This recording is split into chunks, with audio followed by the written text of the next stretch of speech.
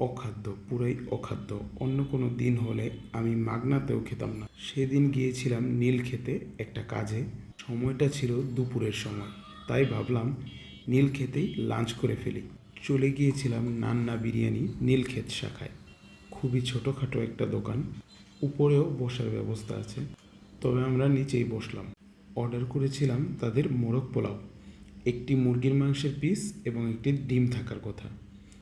আর আপনারা দেখতেই পাচ্ছেন এরকমভাবে আমাদের খাবারটি পরিবেশন করা হয়েছিল। এই যে পোলাওয়ের ভিতরে মুরগির মাংসটা দেওয়া হয়েছে এবং ডিমটাও ভেতরেই ছিল। কিন্তু মূল কথা সেটা না, মূল কথা হচ্ছে এই খাবারটা যখনই প্রথমবারের মতো মুখে নিলাম তখনই আমার মনে হলো এই রকম অখাদ্য আর হয় না। ঘড়িতে সময় তখন দুপুর 3টা।